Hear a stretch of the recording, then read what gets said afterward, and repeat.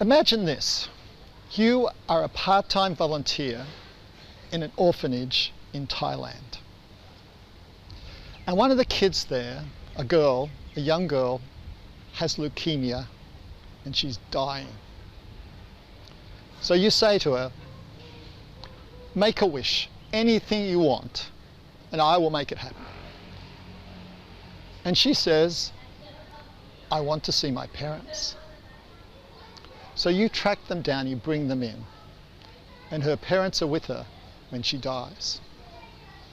So more and more, you start to notice that Thai parents are bringing in their baby or their child, and they are crying, sobbing as they give her up. So you ask them, look, you obviously love your child, why are you giving her up into the orphanage? And they say, we live in a slum. We don't have enough food to feed her. We don't have any money. We won't be able to afford to educate her. These are not imaginary incidents. These actually happened to Margie Granger when she was working as a part-time volunteer in a Thai orphanage.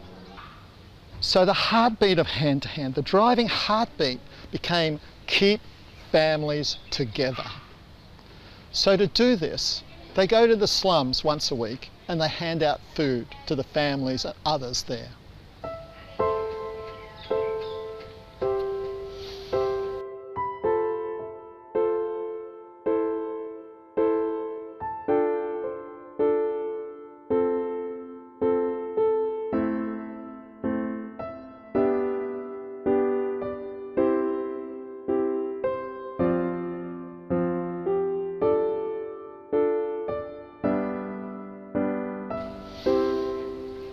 They collect unwanted and second-hand goods and they redistribute them to the poor and needy.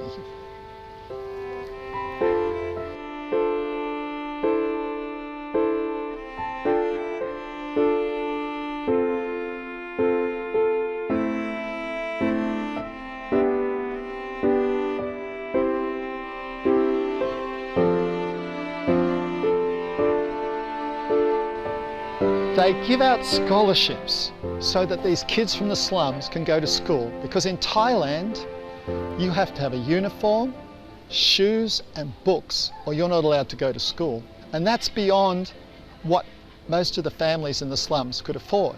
So Hand to Hand steps in and say, we will give you scholarships to do this. So now they hand out over 100 scholarships to kids so that they can go and get an education right from first grade right up through university. This is Kun Ploy, and she came into our scholarship program about 5 years ago, and she was living in the slum with her mother, and very smart girl.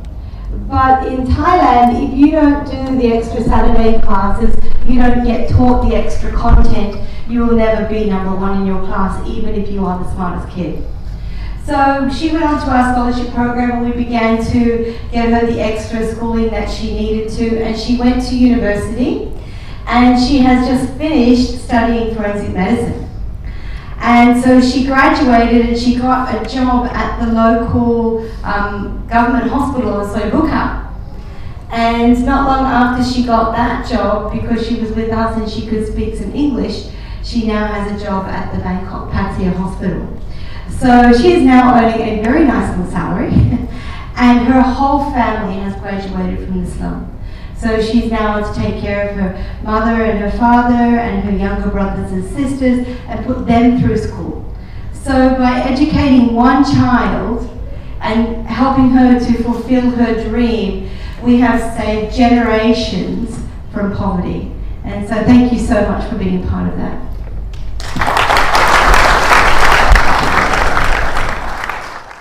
So this is Hand to Hand, right? And this is what happens.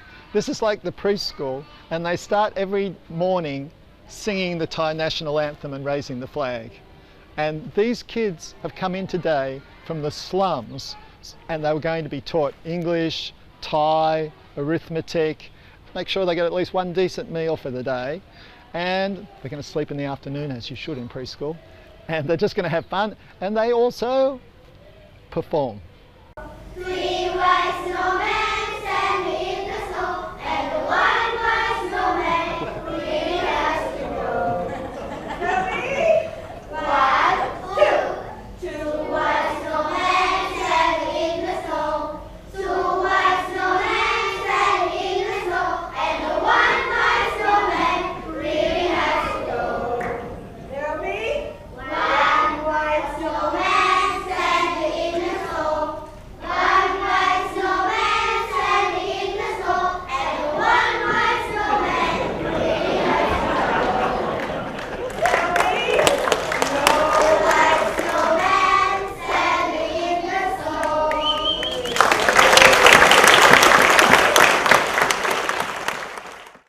sometimes the staff and volunteers and hand to hand go that extra impossible mile, not just to keep a family together, but to stitch a family together that didn't really exist before.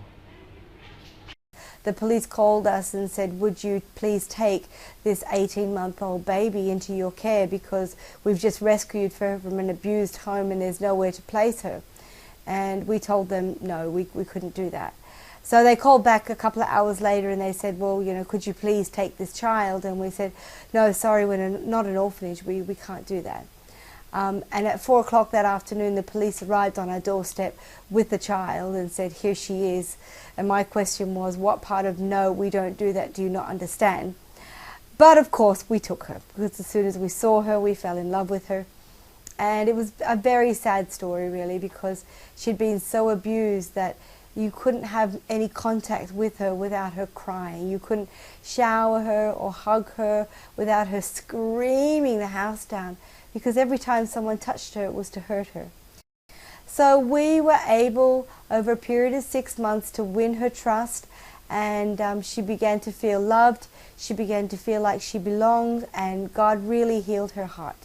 So we didn't want to put her into an orphanage, but we can't take care of her for a lifetime because we're not an orphanage ourselves. So we looked for family, and we found Grandma and Grandpa, who live up near Bangkok in a place called Chachen Sao. And so we went to Grandma and Grandpa and said, hey, would you like to take care of your grandchild? And they said, well, number one, we didn't know we had one. Number two, we would love to. But number three, we literally live under a mango tree. We don't have any money. We don't have a house. So we began to work with the government up there and down here. And we rented a 2,000 baht room for the Grandma and Grandpa to live in. And we put them through lots of tests. Are they keeping the place clean? When we gave them money to buy things, were they faithful with the money? Did they keep the receipts? And they were very faithful in everything we asked them to do. So we began to go visit them, and we began paying their bus fare so they could come down and visit us. And they began to develop a relationship with Apple. So just over a year ago, we took Apple up there to live with her Grandma and Grandpa, and she's going to live with them till forever.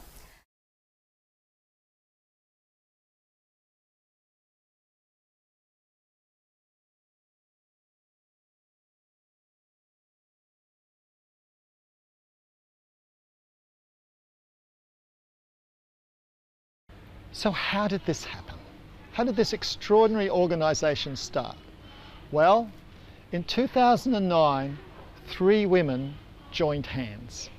Mon, a single mother who had 2 very young boys and no money, but still put up her hand to work for free to start Hand to Hand. Margaret Granger, an Australian who was here working as a teacher in an international school. Pi, who was like this crusader who, even before there was Hand to Hand, would walk into one of the slums here, sit under a tree and just teach the kids from the slums, just using their hands to trace out letters. And then when I came, the people in slum really upset me because Christian people, and they want to kick me out. Someone, they will be complain, fighting, and then many, they call their children in the room and then close the door, lock the window. I don't know idea what I can do. I'm crying. I said, God, why you send me here? What I can do? Okay, please, but I need more power.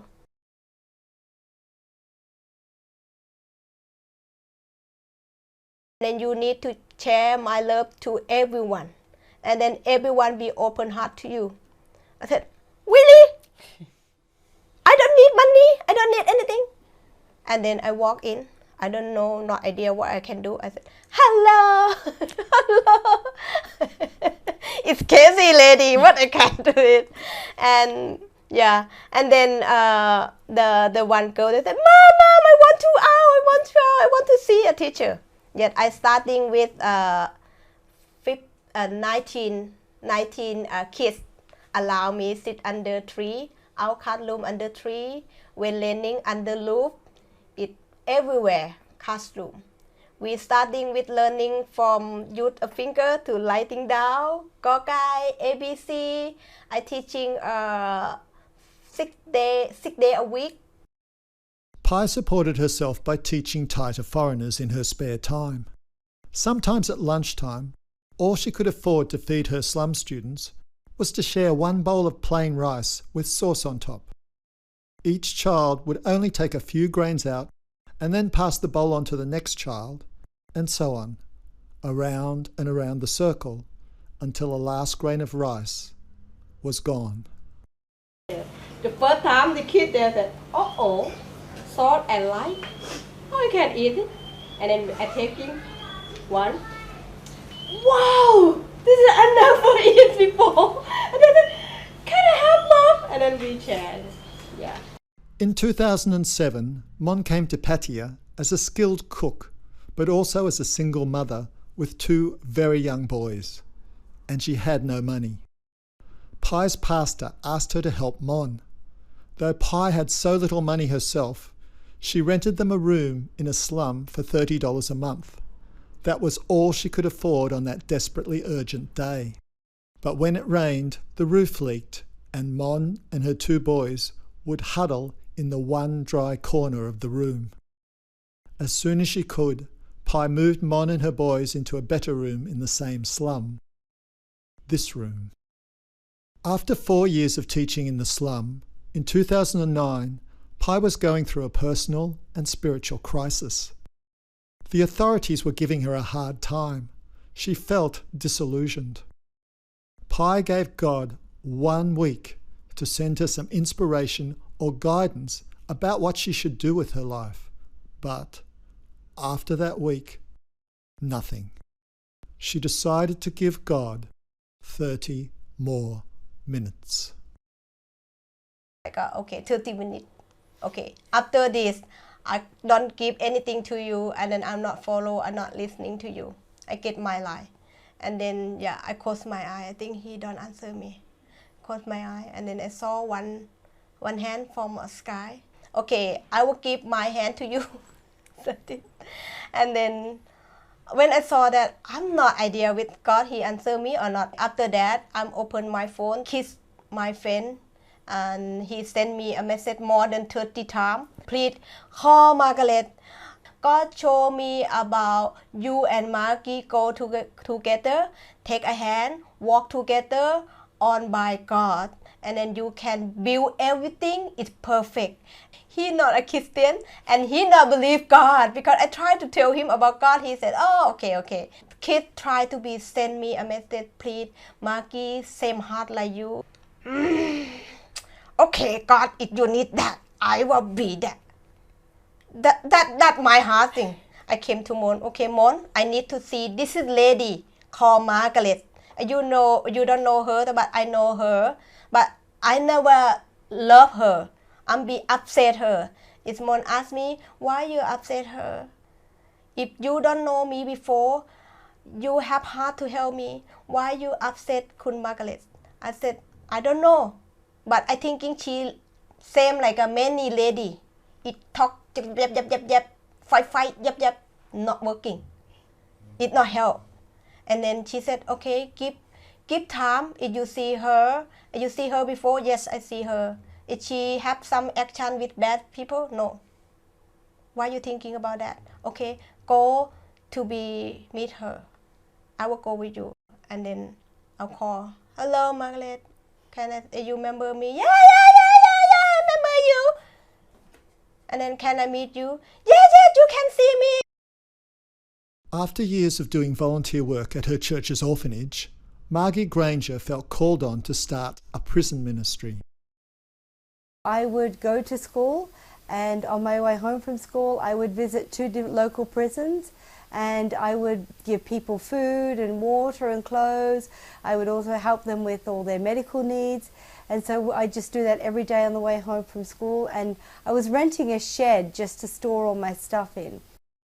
And when I walk into the window, she draw a picture, hand to hand.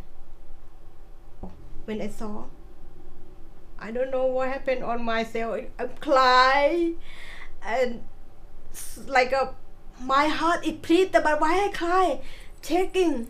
And then that time his mom said, okay, walk to her and then give hug to her. At that point, our logo was hand to hand. So it was our hand extended to the poor and God's hand on top of ours like that. It was just a hand-drawn logo. There were no business cards. There were no signage.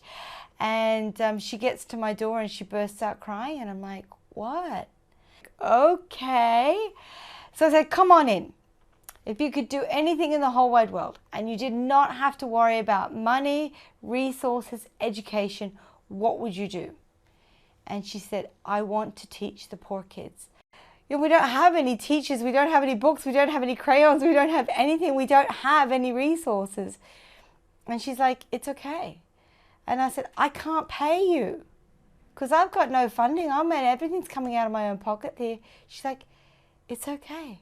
God will provide. He asked Mon, okay, Mon, if you have heart to be helping me, you can please welcome to be helping me at hand to hand, but no salary. We didn't have that all the money. We can start 0 baht together because it's like if you believe it's everything God will keep we up. Don't worry everything. We will have food, perfect food. We will have enough food every day. All our kids is like he will take care. Don't worry about scholarship. Don't worry about our food. Don't worry about home. And then he will be support for that. And then that she said yes. I said, really? And so these two ladies, Mon and Pai, honestly, they walked by faith.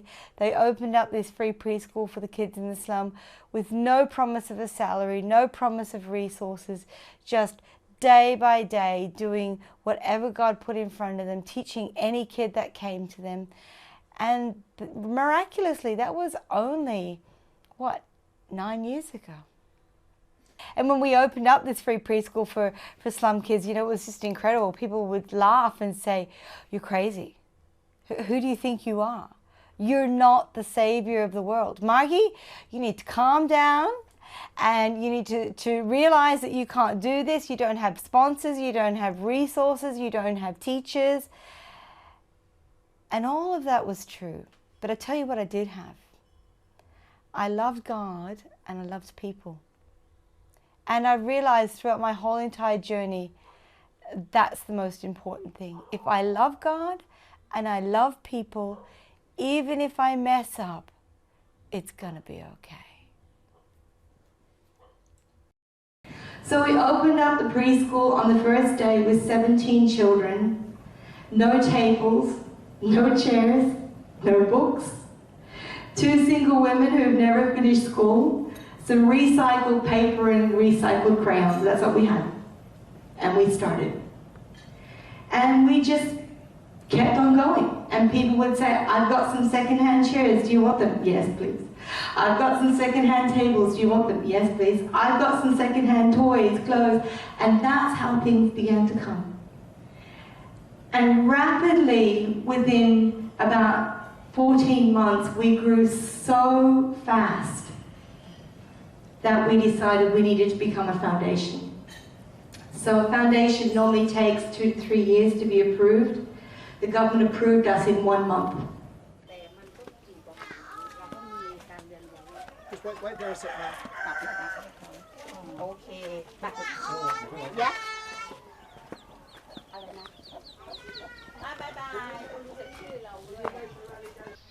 To understand Thailand, you need to understand that it is a Theravedic Buddhist country.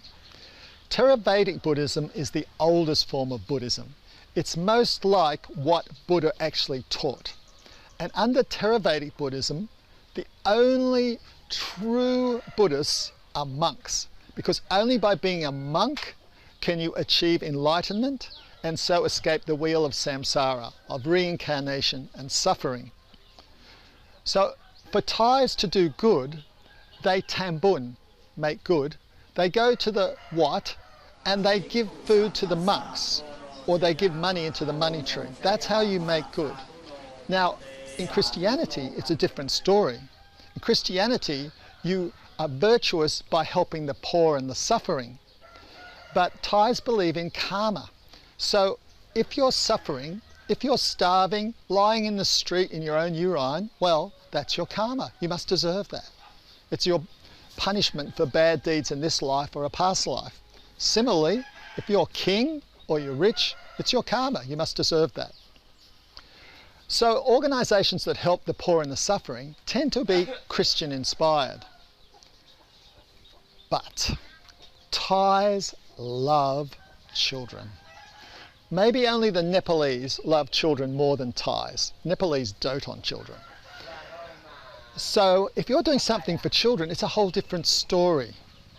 If you're doing something for children, suddenly the idea of karma for children, oh, a child suffering and hungry must deserve it from karma, forget that, all gone, right? If you're doing something for children, well, the Red Sea parts, we will help you. You're feeding the children, you're doing preschools for the slum kids, you're giving them scholarships to go to school, how can we help you? And that's the secret key to understanding why Hand to Hand has had the passageway it's had through the legal and other systems.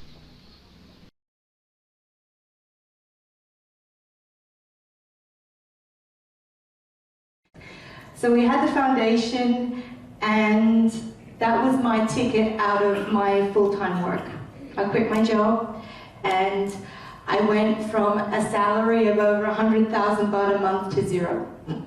The foundation's not allowed to pay me. I'm on a non-O volunteer visa, so I have to raise all my own support to be here.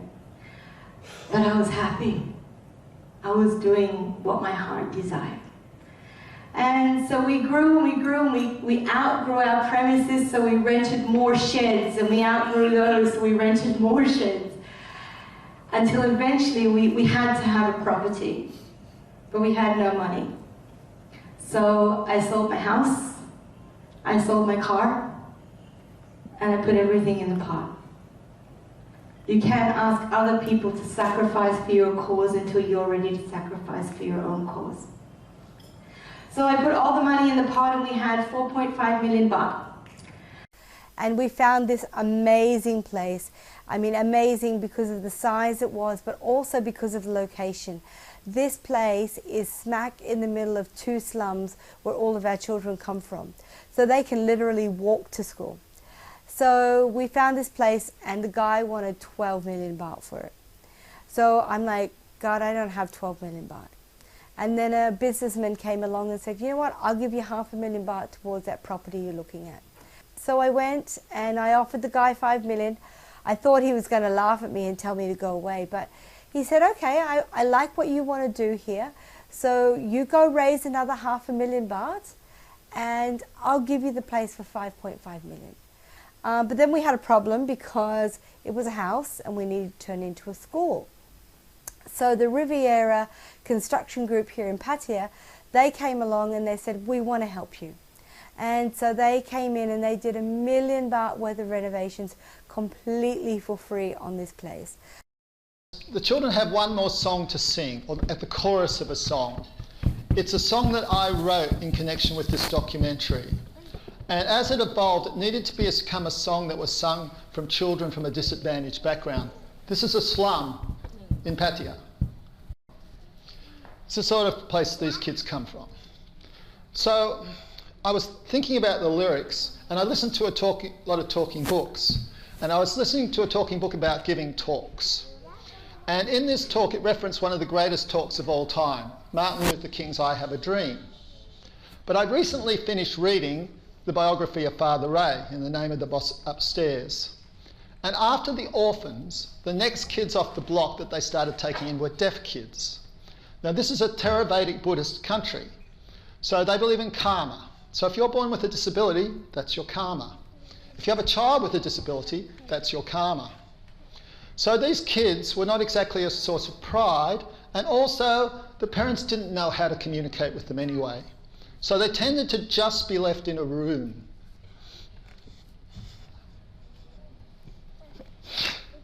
No vocabulary.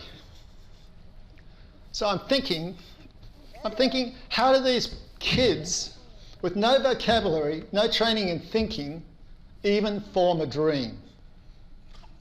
So that became the basis of the lyrics for the chorus. And it's meant to be sung by just one Thai child, but I'm going to help out today.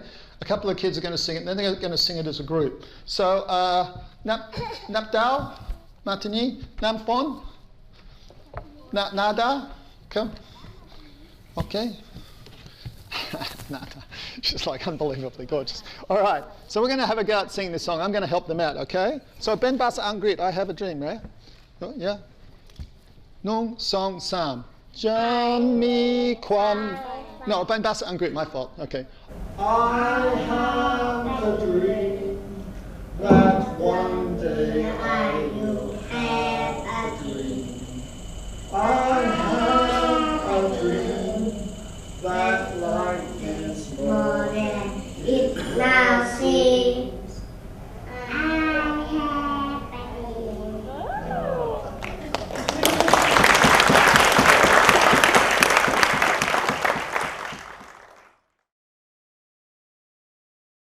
And last year, we started to get deaf children. So the first deaf child arrived and I said, I'm sorry, we don't have any facilities for deaf children. And a week later, the second deaf child arrived. And I said, I'm sorry, we can't help you. And this mother broke down in front of me and she said, please, I don't know where else to go. I don't know any Thai sign language. My child cannot communicate. My child is 4 years old and has zero vocabulary. Please, there's no one else who will help us. So we began to take deaf children. We've got another one coming on Wednesday. And so we didn't know how to do this, so we went down to the deaf school, said, can we have a book, please, on how to learn Thai sign language? So we just began teaching all the kids in the center 5 Thai sign words a week. And so now we have a vocabulary, about 120 words, and the kids just use it as a natural language. Now, what virtually nobody here knows is that one of the kids who danced for you at the beginning, Pan, is deaf. Pan, where's Pan? Pan, Martini. So she's going to show you how to sign this song in Thai, right? So, okay. Nung Song Sam. Jan Mi Kwam Fai Fan. Nai Ti Sud. Jan Ja Mi Kwam Fan. Jan Mi Kwam Fai Fan. Chi Wit Ben Makwa. Nai Tuk Tuk Wan.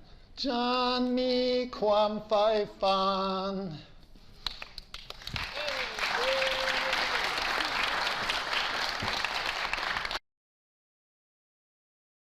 So one of our little deaf girls is Pan, and she's just such a little sweetheart. She's got the most gentlest of spirits and she's so happy. And you know, it must be a very confusing world when you're growing up and you can't hear anything and nobody can communicate with you until you're 5 years old, when people begin to learn sign language. And one day her sister was learning how to do Thai dancing for a wedding performance. And she would sit on the steps and watch her sister practice and practice. And one day she said to me in sign language, "Me too?" And I thought, yeah, why not you two? Why can't she dance?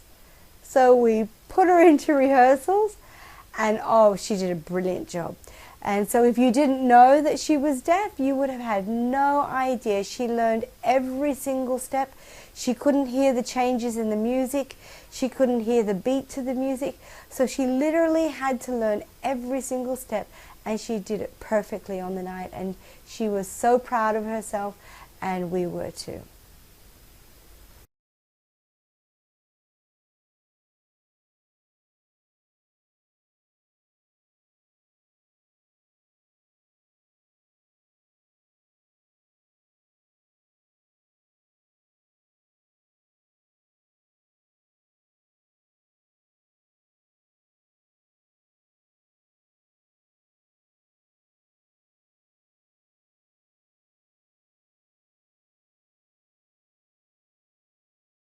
The Saturday Club just happened because I was opening up my centre to make sandwiches for the prison, and these kids started showing up. So So they would show up at night time, and then they would also show up on the weekends. So the Saturday club now happens between 10 and 12 every Saturday. But kids start arriving at 8, and some don't leave till 6:30 at night.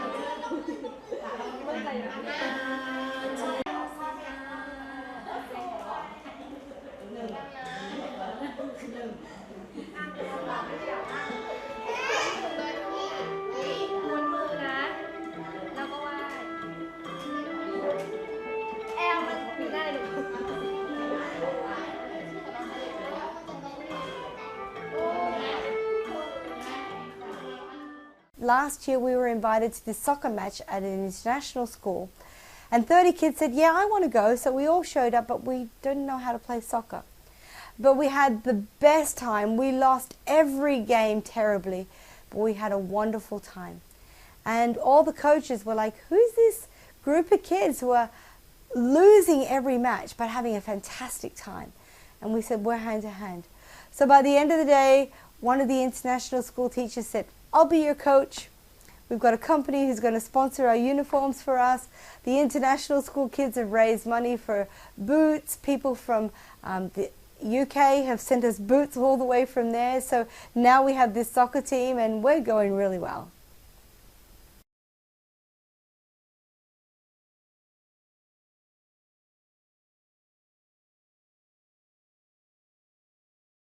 In 2017, Hand to Hand received an email asking what they would do with $250,000 US.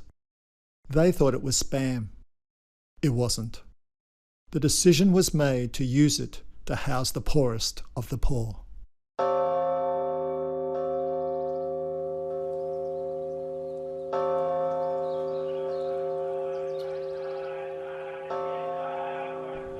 This is one of the family that's already moved in, and this is Pooh and his father and his grandmother. We're all living on the streets. They desperately needed shelter before we finished the building, so they were literally living in this.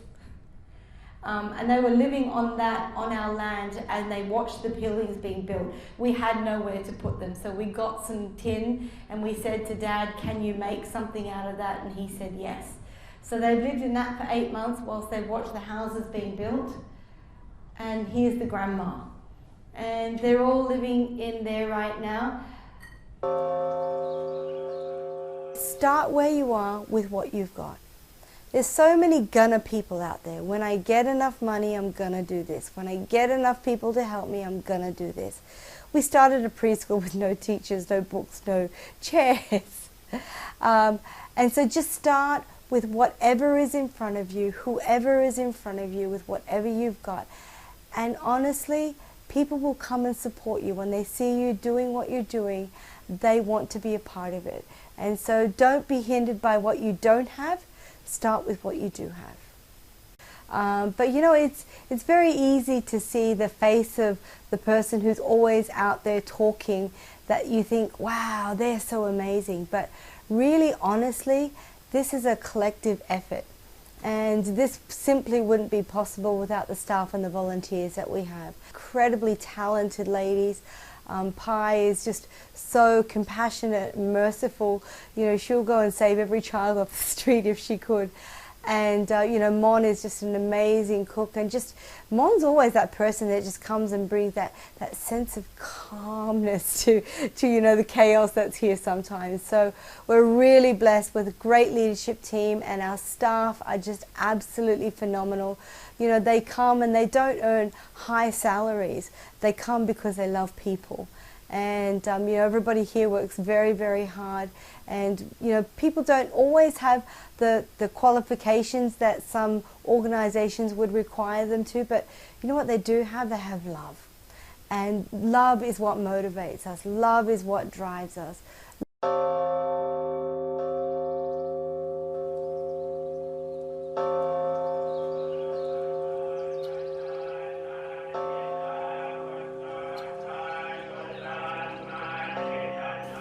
3 steps. Don't scare. Keep going. Give your heart.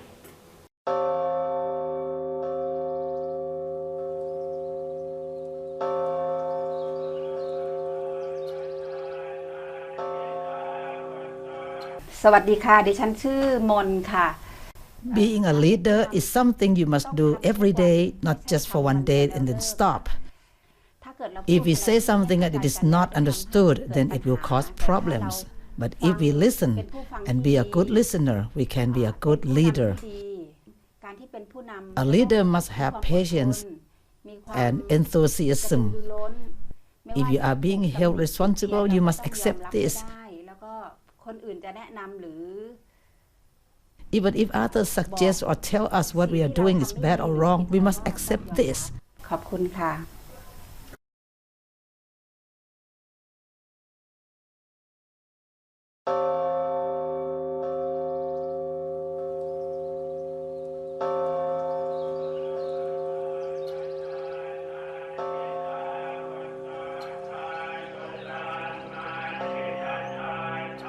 There is a sense in that all real leadership is visionary. All visionary leadership is about dreams. It's about forming a dream, involving other people in that dream, and giving people a chance to have a dream.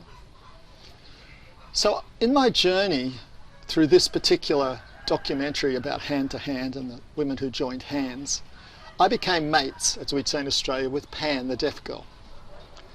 Now, I only met her, and then within 60 seconds, I don't know how this can happen, but within 60 seconds, I realised she was bright, right? A bright girl. And I talked to her teachers who taught her for a year, and they said, yes, really bright. But deaf, right? Born into a slum like this. And they also said, not only is she bright, she's just a super nice, good-hearted girl, which is how I came to understand her. So I formed a dream. I come from Australia where the cochlear ear implant was invented. So I had this dream that maybe Pan could get a cochlear ear implant and hear. So I and Hand to Hand arranged for her to go up to a hospital in Bangkok and be assessed as to whether she was a candidate for a cochlear ear implant. Now I didn't go with, because she was only slated to meet with a paediatrician who would then recommend her to a specialist audiologist. But then they come back and they say, oh, the paediatrician said she has 1% hearing, which was interesting in itself, and she's too old for a cochlear ear implant. And I'm thinking, seriously? Seriously? Are you kidding me? The girl is 6 years old. I know in other countries they do them at 6 years old. Maybe it's a Thai policy, hospital policy, I don't know. So I wasn't happy with that answer. So I've arranged for her to go and see an audiologist, and so we're going to find out whether she's a candidate for a cochlear ear implant, or maybe a supercharged hearing aid, or just find out what the possibilities are. Because I figure there's somebody watching this documentary. I don't know how much it would cost, but to whom that amount of money is not going to be prohibitive, and they're going to say, you know, I want to help and be part of this dream.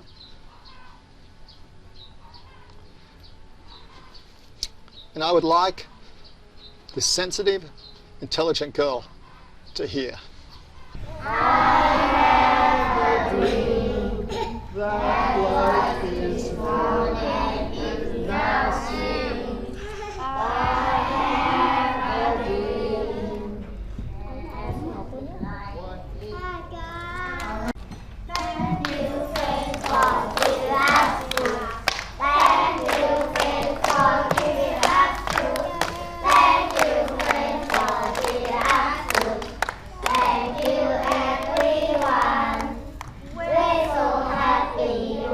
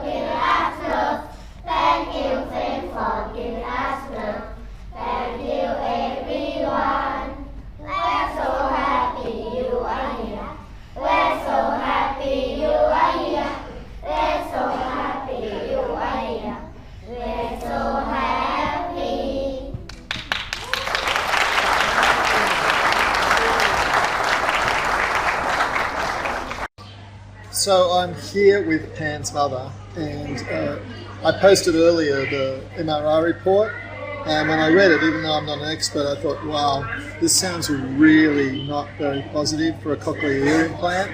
And sure enough, when we spoke to the specialist, he confirmed my suspicions and said, with her nerves, at the present state of technology, a cochlear ear implant will not work. But we're still in the hospital here. Here's Pan, and we're looking at getting a free hearing aid, maximum strength. So maybe she'll pick up some sounds from that. We don't know, but obviously it's not the result we hope for.